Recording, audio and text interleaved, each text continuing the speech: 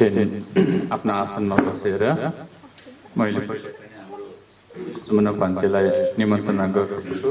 उहाँलाई तपाईहरुलाई नेपाली त बोल्नु हुँदैन, उहाँहरु श्रीलङ्कन भाषामा बोल्यो भने बुझ्छ होला है? बुझ्छ। अब श्रीलङ्कन भाषालाई बोल्नु हुन्छ होला हैन? अब होइन, मैले चाहिँ तपाईले हिन्दी फिल्म हेरिरहेको छ होला, हिन्दीमा बोल्छ उहाँले। उहाँ बनारस युनिभर्सिटीमा पिएचडी गरेको, हिन्दी आउँछ। हिन्दीले छोटकरी प्रवचनको लागि निमन्त्रणा गर्दैछु। मगर बुद्ध विहार सोसाइटीको द्वारा निमन्त्रणा गरेर अनि त्यसपछि मैले पनि सानो छोटकरी धर्मानुशासना जस्तै गरेर हामी यो कार्यक्रम अगाडि बढाउँदै गरौँ।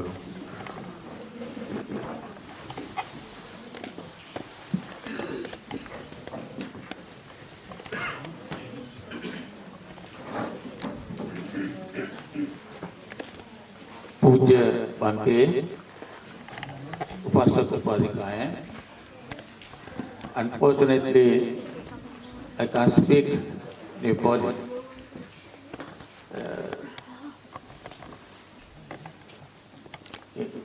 हिंदी में बोलना पड़ेगा।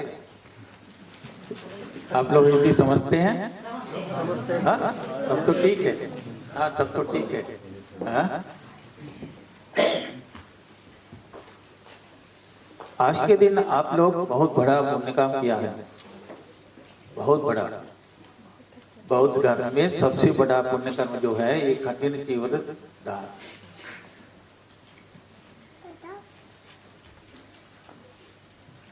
मुझे आश्चर्य हुआ कि इतने नेपाली लोग लंदन में रहते हैं कि आज ही पता लग गया, इतने बहुत बड़े संख्या में बहुत नेपाली लोग रहते हैं। हाँ, बहुत खुश हो गया। नेपाली लोग और सारे दुनिया के जो बुद्धिस्ट लोग जो है ना, उनका बहुत बड़ा रिश्ता है, बहुत बड़ा रिश्ता है। रिश्ता इसलिए कि भगवान बुद्ध का जन्म आपके देश में हुआ है। जिस देश में भगवान बुद्ध का जन्म हुआ है, पूरा दुनिया के बुद्धिस्ट लोग उस देश को वंदना करते हैं।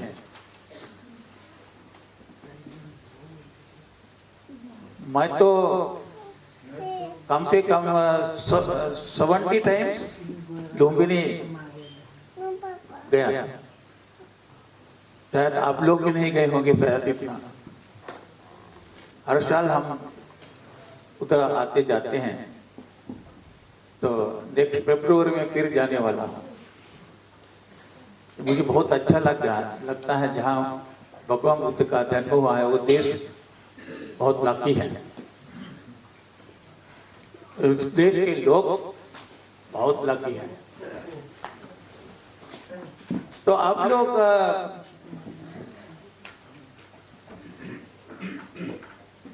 अभी देखिए, अभी इस कंट्री में आकर हम रहते हैं कई सालों से।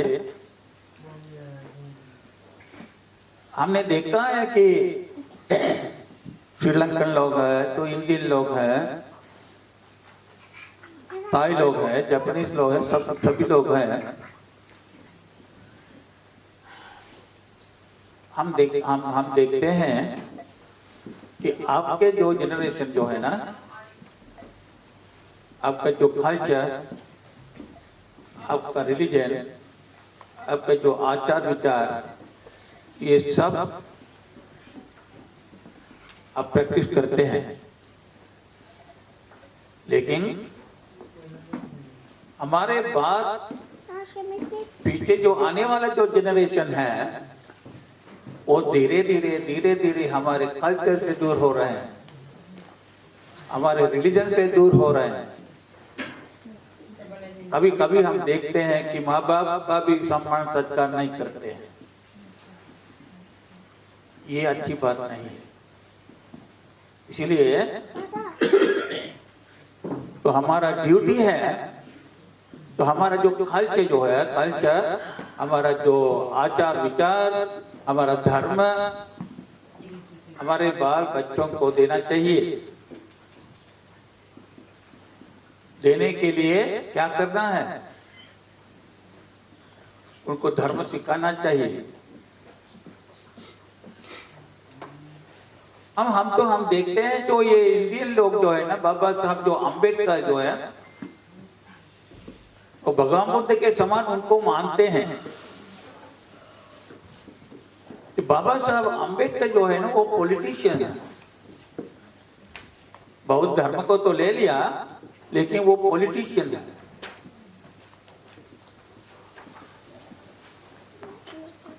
जो बाबा साहब का जो जन्म दिवस मनाते हैं, दीक्षा दिवस मनाते हैं, लोग इकट्ठा हो जाते हैं। जब बुद्ध पूर्णिमा मनाते हैं लोग नहीं आते हैं।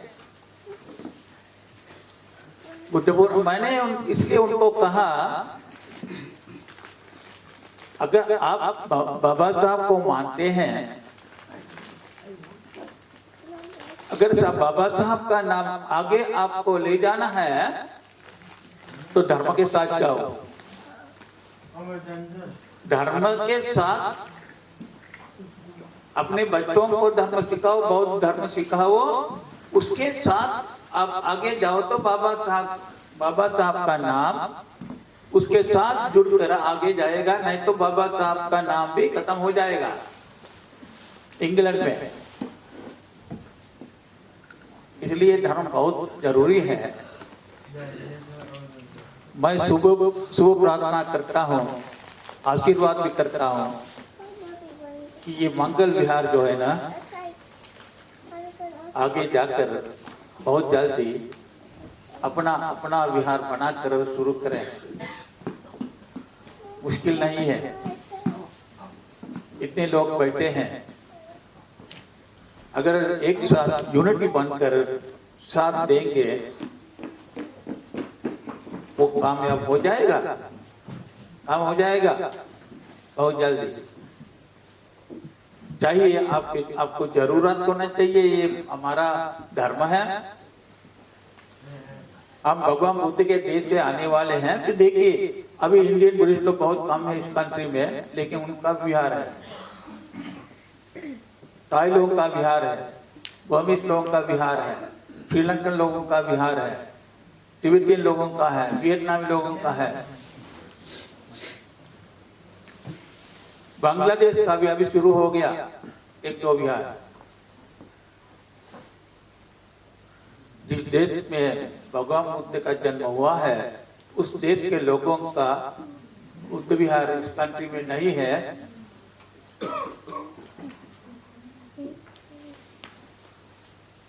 ये सोचना पड़ता है, ये सोचना पड़ता है, आपको बहुत जरूरी है। विहार बनने के बनाने का फायदा वही है, बच्चों को धर्म सिखाने के लिए एक जगह बन जाता है, लोगों को इकट्ठा होने के लिए एक जगह बनता है, अपना कल्चर डेवलप करने का, सुरक्षा करने का एक जगह बनता है, अपने परिवार के दोस्तों से मिलने का जुड़ने का मौका मिलता है, दान धर्म का अभ्यास करने को मौका मिलता है। बहुत फायदा है इसमें, बहुत फायदा है। अब इसके बारे में सोचिएगा। हम आशीर्वाद करते हैं, आप बनाएंगे बहुत जल्दी अपना विहार, राइट। कम से कम आप लोग इस प्रकार इकट्ठा होना बहुत अच्छी बात है। आज के दिन आप कठिन जीवन दान दे रहे हैं। मैंने कहा ये जीवन दान जो है ना सबसे प्रमुख होता है बौद्ध धर्म में। ये जीवन जो है ना हम लोग पहने हैं, एक कपड़ा लेकर काट पीट कर फिर सिलाकर उसका वैल्यू जो है ना वो खत्म कर दिया है। कपड़े का वैल्यू जो है ना वो खत्म कर दिया है। कपड़ा लेकर काट पीट कर फिर सिलाकर जीवन बनता है। पहले जमाने में तो भगवान बुद्ध के जमाने में इंडिया में कपड़ा नहीं था, कहीं कपड़ा गिरा हुआ है वो ले आकर पीला रंग लगाकर पहनते थे कीवर। इसको कहते हैं कि 500 पूरे कीवर। कोई कीवर दान देने के लिए लोगों के पास पैसा भी नहीं था, इसलिए जो डेड बॉडी कवर करके जो कपड़ा फेंकते हैं वो लेकर कीवर बनाते थे। बाद में कोई उपासक कपड़ा भिक्षु आ रहे हैं रास्ते में, एक उपासक एक कपड़ा रास्ते में छोड़कर चले जाते हैं, तो भिक्षु देखता है कोई मालिक नहीं है, ओनर नहीं है कपड़े का, वो ले जाकर कीवर बनाकर पहनते थे। उसको कहते हैं 500 कुल कीवर। आजकल बहुत कपड़ा है, बहुत कीवर भी है, वो आप पूजा करते हैं बनते लोगों को, बनते लोग कर आराम से पहन कर अपना काम करते हैं। लेकिन कठिन कीवर की बात अलग है। कठिन कीवर क्या है? It's difficult to offer and difficult to receive.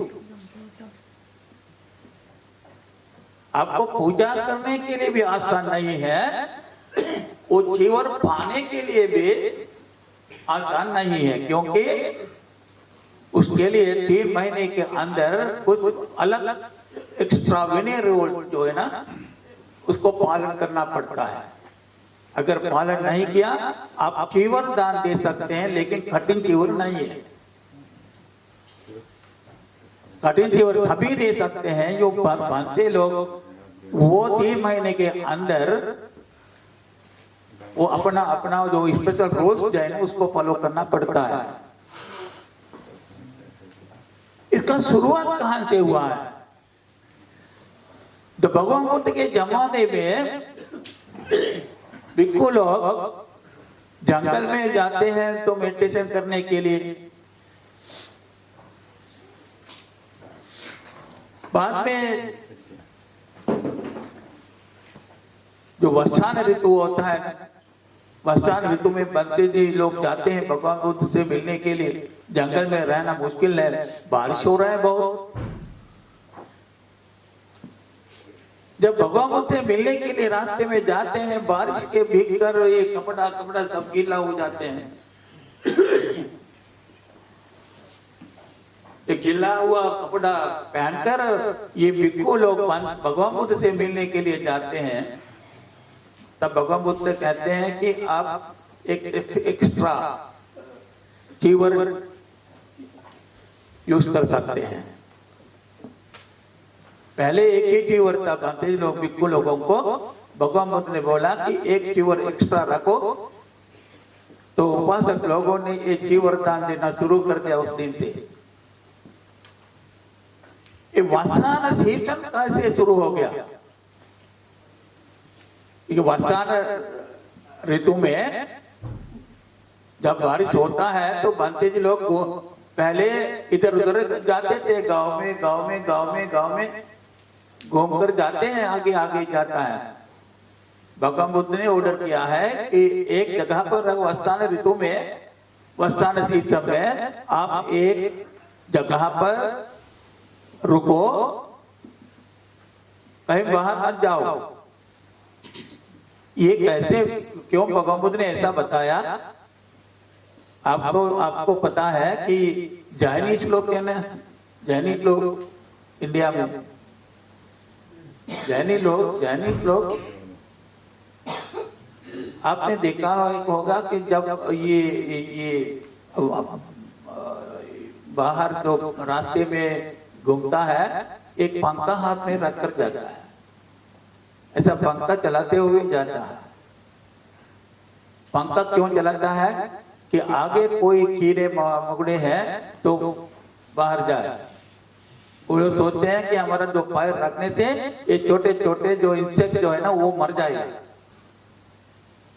ये लोग लहसुन भी नहीं खाते हैं, क्योंकि वो लोग सोचते हैं कि इसमें प्राण है। तो वर्षान सीजन में जैनिक साधु लोग घूमते नहीं है, क्योंकि जो पौधे निकल आते हैं उसमें प्राण है और पैर में कुचल कर वो मर जाता है। इसलिए लोग घूमने नहीं जाते हैं। भिक्षु लोग घूमने जाते हैं, इधर उधर घूमते हैं। ये लोग आरोप लगाया भगवान बुद्ध को, आपके शिष्य लोग इधर उधर घूमते हैं, ये प्लांट खत्म कर देते हैं, नाश कर देते हैं, बहुत बड़ा पाप करते हैं आप लोग। ये भगवान बुद्ध ऐसा जो शास्त्र थे सबकी बात सुनते हैं।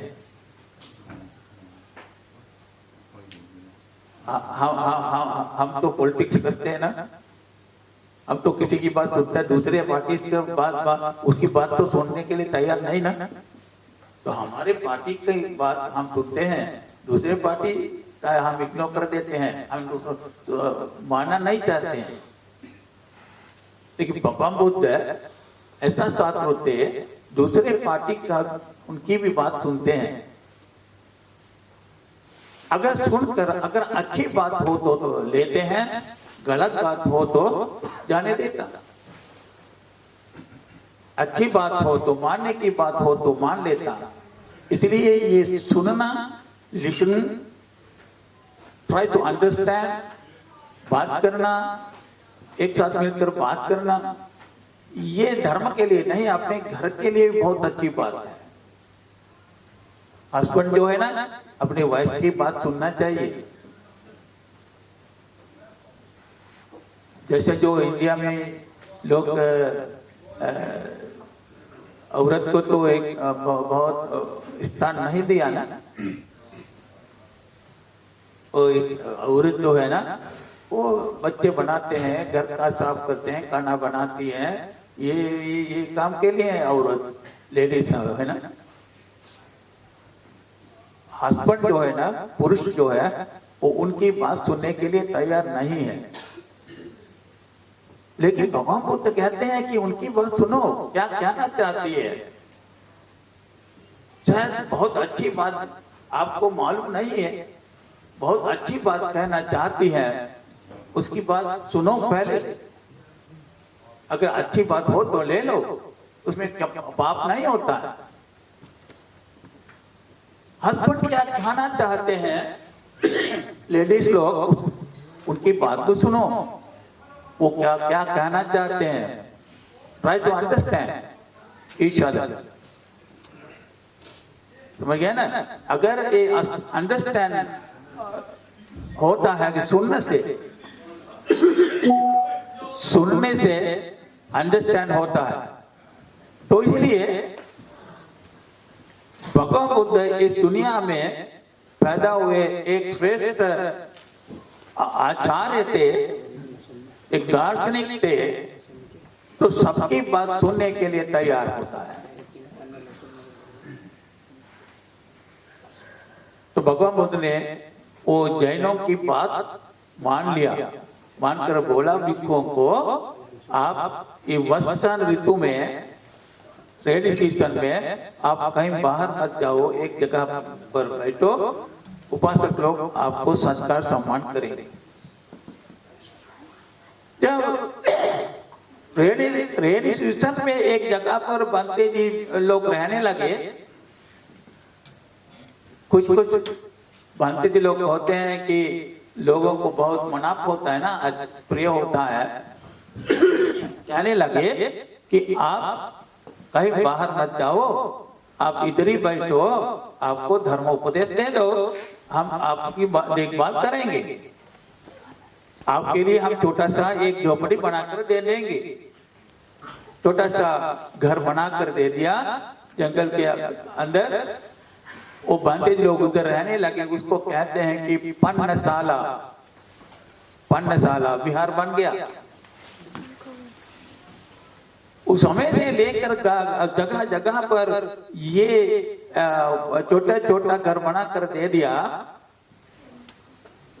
वो विहार बन गया। बांधे लोग उधर ही रहने लगे, इधर उधर जाना घूमना बंद हो गया। तो उन लोगों को ये वस्तान ऋतु खत्म होने के बाद चीवर दान देना शुरू हो गया। उसको कहते हैं कठिन। कठिन का अर्थ है बहुत hard, hard to receive, hard to perform. पाने के लिए भी मुश्किल है, देने के लिए भी मुश्किल है। आपको चीवर 1000 चीवर हो सकते हैं आपके हाथ में, लेकिन कठिन नाम से दे सकते हैं एक ही चीवर, दो नहीं है, वो भी एक साल के अंदर एक, दो चीवर नहीं। इसलिए इसका जो फल जो है ना बहुत महत्वपूर्ण होता है। क्यों? हमारे धर्म में आपने सुना होगा कि गर्व कर्म, गर्व कर्म सुना होगा। भगवान बुद्ध का शरीर, उनके शरीर से खून हिलाना, अरहत व्यक्तियों को मार देना, संघ भेद करना, उस प्रकार का होता है। उसका जो उससे जो पाप मिलता है वो रोक नहीं सकता, उसका फल देता ही है डेफिनेटली। तो अच्छे जो अच्छे कर्म होते हैं, गर्व कर्म, जैसे जो कठिन चीवर दान, अष्टपरिष्कार दान, विहार बना कर देना, दान देना, कुएं बनाना, इस प्रकार का जो गर्व कर्म होते हैं उसका फल दूसरे कर्मों से दबा नहीं सकता, वो रोक नहीं सकता। समझ गए ना?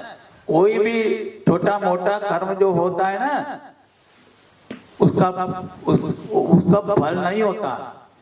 जो कठिन चीवर दान है ना उसका फल आगे आ जाता है। जो महत्वपूर्ण कर्म हमारे जीवन में हम करते रहते हैं, छोटा छोटा, हम तो मामूली आदमी है ना, हम सब लोग मामूली लोग हैं। छोटा मोटा जो गलत कर्म तो होता ही, जाने में अनजाने में होता है, लेकिन डरना नहीं चाहिए। जिसने कठिन चीवर दान किया है उसका फल जो है ना बहुत महान होता है। छोटे छोटे कर्म जो है ना उसका फल खत्म हो जाता है, उसका कोई प्रभाव नहीं होता है। जैसा जो हम इधर बैठे हैं,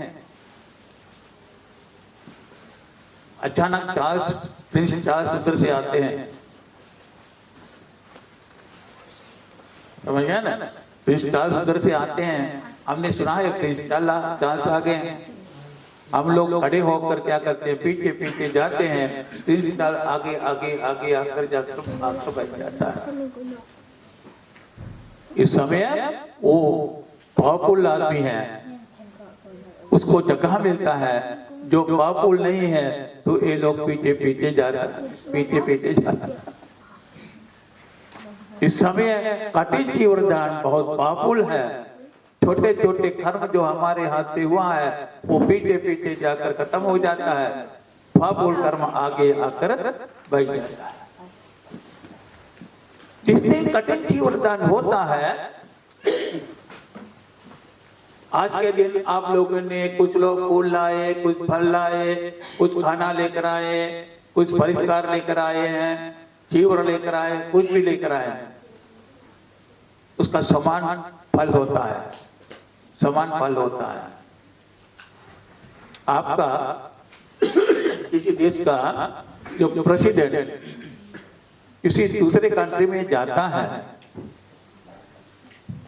उनको बहुत अच्छे अच्छे होटल में रहने के लिए मिलता है, बहुत अच्छे अच्छे खाना मिलता है, उनके सिक्योरिटी बहुत अच्छा अच्छा पावरफुल सिक्योरिटी मिलता है, उसको इधर उधर ले जाने के लिए गाड़ी मिलता है, सब कुछ मिलता है। तो प्रेसिडेंट के साथ मिनिस्टर लोग भी जाते हैं, सेक्रेटरी भी जाते हैं, सिक्योरिटी भी जाते हैं, उनको भी वही होटल में रहने को मिलता है, वही खाना मिलता है, वही सिक्योरिटी मिलता है। जिस दिन कठिन चीवर दान होता है उस दिन के अंदर जो भी पूजा करते हैं आप, छोटा मोटा कुछ भी हो, उसका भी फल वही कठिन चीवर दान का जो फल है ना वही मिलता है। इसका मतलब आप खुश हो जाइए, इसको खुश हो जाइए। हमने आज बहुत श्रद्धा से कठिन जीवन दान किया है। आपके आपके छोटे छोटे कर्म जो है ना खत्म हो गया, छोटे छोटे कर्म खत्म हो गया। फिर हम कोशिश करेंगे छोटे छोटे जो कर्म जो है ना आगे न हो जाए। सुमनावन्तीज्यू, श्री सुमनावन्तीज्यू, महानामावन्तीज्यू अनि हाम्रा कृषक भन्दैज्यू, अघि उहाँ बोल्नुभएको मलाई स्योर भएन कि श्री सुमना हुनुहुन्छ या महानामा हुनुहुन्छ। छेउमा बस्नुहुने श्री सुमना।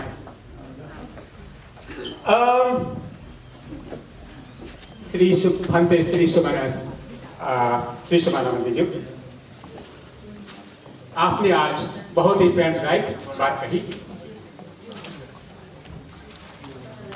हमें बहुत ही प्रेरणादायक संदेश दिया, इसके लिए हमें हृदय से धन्यवाद देते हैं। आपने कहा बुद्ध नेपाल में जन्म हुआ, तो हम नेपाली लोग बहुत सी जगह पे हैं, हमारे पास भी बिहार होना चाहिए। हम इसके लिए जो जल्दी हमारे नेपाल के लोग बिहार होगा, इसके लिए आपको मैं फिर भी साधुवाद कहना चाहता हूँ। आपने कहा लहसुन में प्राण है, लहसुन में प्राण है। I mean there is a life in garlic.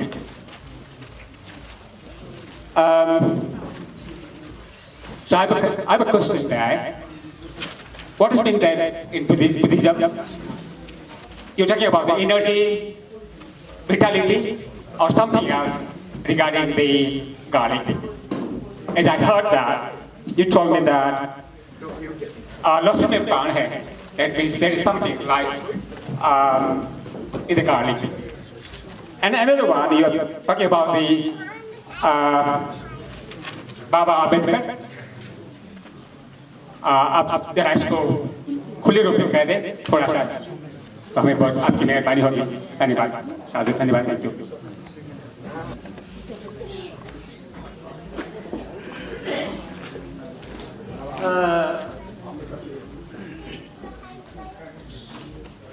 Baba Saheb Ambedkar politician थे। 1956 में 500,000 के साथ 500,000 ऑफ पीपल एक साथ नागपुर में बौद्ध धर्म अपनाया 1956 में। इसका जो हिस्ट्री है, कहानी है, बाबा साहब अम्बेडकर क्यों बौद्ध धर्म अपनाया?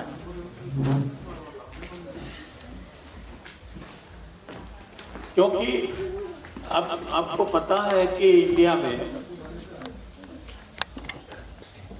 जातिवाद जो है ना,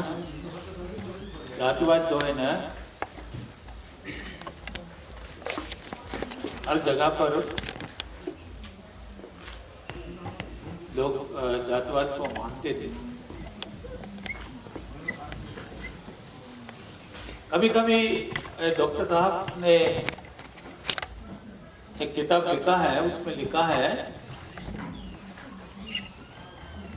जब ये लोग पानी पीने के लिए जाते हैं उनको पानी भी पीने नहीं दिया, क्योंकि ये जातिवाद के कारण छोटे जाति के लोगों को पानी पीने के लिए नहीं दिया। क्लास में बाबा साहब कहते हैं कि क्लास में पढ़ने गया, उसको क्लास के अंदर जाने नहीं दिया, उन्हें क्लास के बाहर दरवाजे के पीछे बैठकर सुन रहा था जो टीचर लोग पढ़ाते थे। उसको कोई सम्मान नहीं था। लेकिन बाबा बुद्ध ने कहा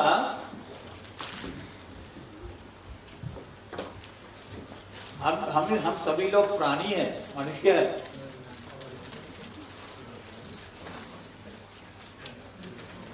जो कर्म, जो नौकरी है, नौकरी के आधार पर ये जातिवाद शुरू हो गया। आजकल जो इंडिया में आप लोग तो जन्म से बुद्धिस्ट हैं, लेकिन इंडिया में बहुत कम लोग जन्म से बुद्धिस्ट है, परंपरा से बुद्धिस्ट है। ये लोग कन्वर्टेड बुद्धिस्ट। लोगों के मन में ये दूसरे लोगों के प्रति ऊपर बहुत गुस्सा है, ब्राह्मणों के ऊपर बहुत गुस्सा है। क्यों?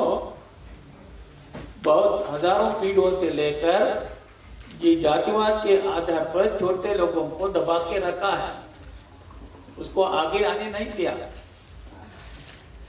समाज में उनको समानता नहीं मिली। इसलिए बाबा साहब ने सोचा अगर हमें एक मनुष्यों के रूप में समानता के साथ अगर रहना है, हमें वो रास्ता ढूंढना पड़ेगा। तब उन्होंने सोचा कि ये ब्राह्मणों के साथ रहकर हम समानता के रूप में नहीं रह सकता है, उनको रहने नहीं देता। इसलिए हमें ये हिंदू धर्म को छोड़कर बौद्ध धर्म लेना पड़ेगा। उन्होंने बोला मैं हिंदू होकर जन्म लिया है, लेकिन मैं हिंदू होकर कभी नहीं मरूंगा। हिंदू होकर जन्म ले लिया है, लेकिन हिंदू होकर मरेगा नहीं है कभी। इसलिए उन्होंने डिसाइड किया, तब दूसरे लोग उनको अप्रोच किया है, आपको इतना करोड़ हम पैसा देंगे, इतने करोड़ हम पैसा देंगे, आप हमारे धर्म में आ जाओ। संख्या में बहुत ज्यादा है ना। तो बाबा साहब ने बोला नहीं,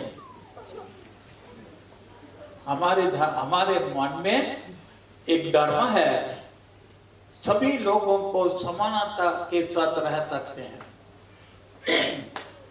ये बात सही है। भगवान बुद्ध ने बोला इंडिया में बहुत सारी नदियां बहती है, गंगा नदी है, तिरुपति है, यमुना है, सरस्वती है। हम कहते हैं, जो गंगा नदी को देखकर कहते हैं ये पानी गंगा नदी का पानी है, ये यमुना का पानी है, ये सरस्वती का पानी है। लेकिन सारे नदियां जो चलकर समुद्र में आ जाता है, हम कहते हैं कि ये समुद्र का पानी है। हम कहते नहीं समुद्र में जाने के बाद ये गंगा का पानी है, यमुना का पानी है, ये सरस्वती का पानी है। नहीं, ये एक रस है, लवण रस, एक कलर है। इसलिए हम कहते हैं कि समुद्र का पानी है, समानता को मिल गया, नॉट डिफरेंट।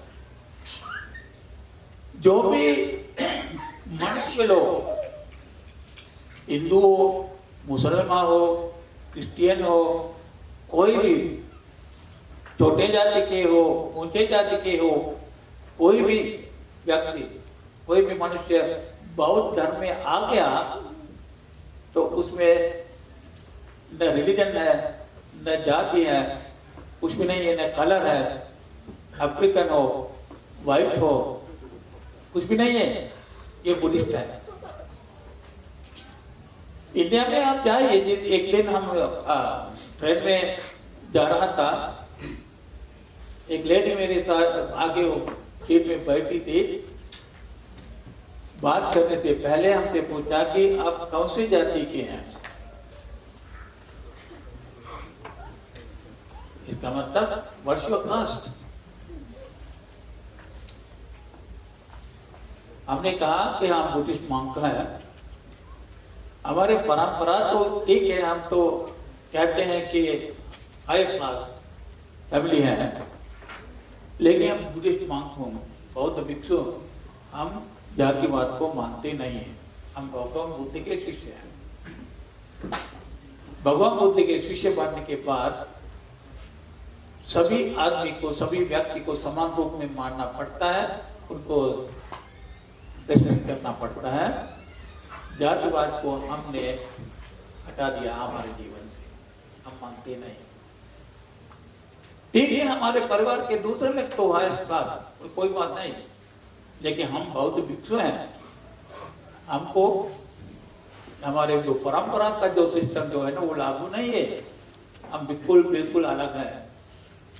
हमारा माइंड जो है ना सबके लिए एक ही मैत्री है, उसमें बाउंड्री नहीं होना चाहिए। भगवान बुद्ध ने वो बताया कि आपका सभ्य सत्ता भवतु सुखिता, फलाने जाति को मैत्री करो, फलाने जाति को निंदा अपमान करो, ऐसा नहीं पता है ना। भगवान बुद्ध ने बोला सभ्य सत्ता भवतु सुखिता, all living beings be well, happy and peaceful. Living beings, all living beings, जिसके जो प्राण है, सभी को, जानवर हो, मनुष्य हो, कोई भी हो, जिसके प्राण है उसको मैत्री करो, सुख शांति प्रार्थना करो। अगर हम सभी को सुख प्रार्थना करेंगे, मैत्री करेंगे, इस दुनिया में कोई युद्ध नहीं होता है, इस दुनिया में कोई झगड़ा नहीं होता है, फाइट नहीं होता है। सबको मैत्री करेंगे तो घर के अंदर फाइट नहीं होता है। क्यों? हर एक व्यक्ति दूसरे का सुख प्रार्थना करते हैं, हानि नहीं प्रार्थना करते हैं। यही बुद्धिज्म है। तो बाबा साहब ने 5 लाख लोगों के साथ बौद्ध धर्म इसलिए अपनाया, केवल एक ही चीज है, वो जातिवाद। प्रमुख कारण है जातिवाद। इसके बाद उनको धर्म सीखना पड़ता है। जिसने जो 5 लाख लोग बौद्ध धर्म अपनाया, उनको 5 शील भी नहीं आता, 5 शील भी नहीं आता। बौद्ध बनने के बाद उन लोगों को धीरे धीरे 5 शील, दान देना, शील रक्षा करना, विहार बनाना, बंदियों को सत्कार सम्मान करना। आज तो करोड़ों लोग हैं बुद्धिस्ट लोग इंडिया में, करोड़ों लोग, लेकिन धर्म का ज्ञान, नॉलेज बहुत कम है। कल मेरे साथ बात किया था तो हमारे इंडियन बुद्धिस्ट सोसाइटी का जो सेक्रेटरी है सतपाल, वो हमसे कह रहे थे कि पंजाब में बुद्धिस्ट लोग तो हजारों लाखों बुद्धिस्ट लोग हैं, भिक्षु लोग भी गांव में है, इनका कुछ नॉलेज नहीं है, धर्म के बारे में कुछ नॉलेज नहीं है, लोगों को समझाने के लिए ज्ञान नहीं है। तो क्या बात है भिक्षु बनकर? इधर उधर घूमेगा, खाएगा पिएगा, बस, और कुछ नहीं है। लोगों को, बच्चों को सिखाने के लिए, आगे आने वाले जो पीढ़ी जो है ना, जनता को समझाने के लिए बनते लोगों के पास नॉलेज होना चाहिए। अब बहुत लकी है, बहुत लकी है। जैसे जो बनते सुमन, बहुत धर्म के बारे में बहुत साउंड नॉलेज है उनका पास, वो बच्चों को सिखाता है।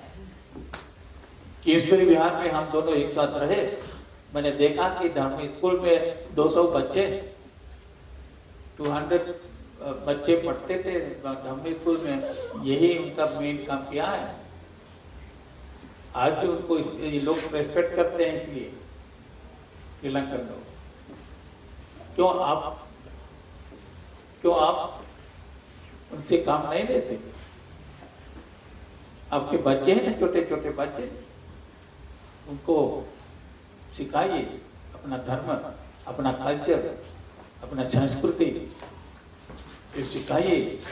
आपके पीछे ये लोग आगे बन जाएगा। नहीं तो आपके बाद आपका जो कल्चर, आपका रिलीजन बंद हो जाएगा। तो बाबा साहब ने बौद्ध धर्म अपनाया, लोगों को बताया, ये लोग अपने लोगों को बताया। अब सभी लोग बौद्ध धर्म प्रैक्टिस करो। बौद्ध धर्म ही एक ही रास्ता है हम लोगों को समानता के साथ, गौरव सम्मान के साथ रहने का एक मार्ग है, एक ही मार्ग है। उसको हम अपनाते हैं, उस मार्ग पर चलते हैं। तो अभी जगह जगह पर विहार बन रहे हैं। अब इंडिया में जाएंगे तो हर जगह गौतम बुद्ध का मूर्ति रखे हैं, बाबा साहब का मूर्ति बनाए हैं। लंदन यूनिवर्सिटी में आप जाइए, उसमें भी बाबा साहब का फोटो लगाया हुआ है। लोग ये बुद्धिस्ट होने की वजह से आप श्रीलंका में जाइए, किसी भी बुद्धिस्ट कंट्री में जाइए, आपसे पूछेगा नहीं है आपका कास्ट क्या है, कास्ट क्या है, आप कोई नहीं पूछेगा। बिहार के अंदर जातिवाद नहीं है। ऊंचे ऊंचे जाति के लोग भी आते हैं, बैठ जाते हैं, दूसरे लोग भी आते हैं, उसी पे कापट पे बैठ जाते हैं, धर्म सुनते हैं। लेकिन बिहार के बाहर जाने के बाद वो डिफरेंस आ जाता है। धर्म कहता है कि केवल बिहार के अंदर नहीं है, बिहार के बाहर भी वही प्रैक्टिस करो। कुछ लोग होते हैं जो बिहार के अंदर आता है, बहुत गुणवान है, बहुत शीलवान है। शील जो है केवल बिहार के अंदर नहीं होना चाहिए, बाहर अपने घर में भी वही शील होना चाहिए, वही अच्छा आचरण, वही करना, वही मैत्री बिहार के अंदर नहीं है, बाहर जाने के बाद घर के अंदर भी होना चाहिए। जब घर में शांति आ जाती है, happiness, happiness and unhappiness, who create happiness and unhappiness? Create happiness by yourself, unhappiness created by yourself. The Buddhism teaches us how to create happiness within your mind.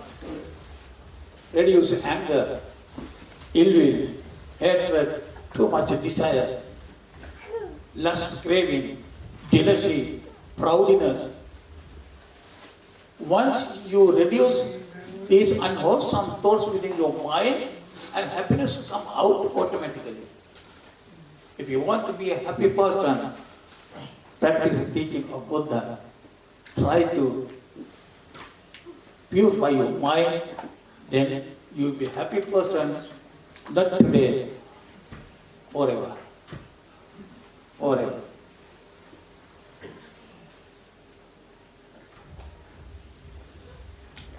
That's all.